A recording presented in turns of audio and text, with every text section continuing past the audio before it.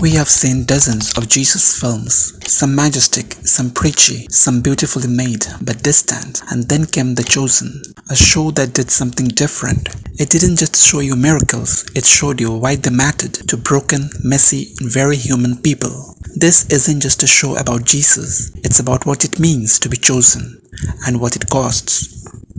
From the very first episode, The Chosen breaks every rule you expect from a faith-based series. The camera doesn't start on Jesus. It starts on a demon-tormented woman lighting incense in desperation, Mary Magdalene.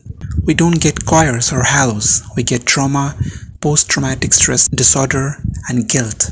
And into that darkness comes Jesus, not with a sermon, with a whisper. That's not for you. That's the genius of the show.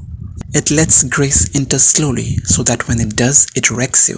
Simon Peter is not a saint when we meet him. He is a reckless fisherman about to betray his own people for tax debt relief. Matthew is a social outcast. Thomas doubts every logistical detail. And James and John, they are literally called the sons of thunder for a reason. This isn't a Sunday school cast. It's a real group of dysfunctional men and women drawn together by a man who sees through their baggage and still calls them chosen. And that's the core message. The show doesn't just tell you who Jesus is, it shows you what he meant to those around him. The wedding at Cana, it's not just a miracle, it's an embarrassed family saved from shame. The healing of the leper, it's not just a show of power, but of touching the untouchable. And all of this is shot with moody lighting, long silences, and ambient music. It's not preachy, it's poetic.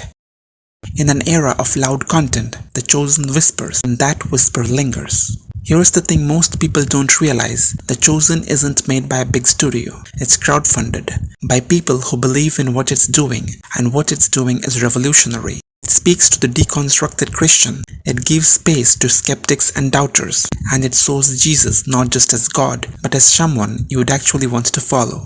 He laughs, he weeps, he dances at weddings, and that's what makes this series unforgettable. Jesus doesn't hover above, he walks beside.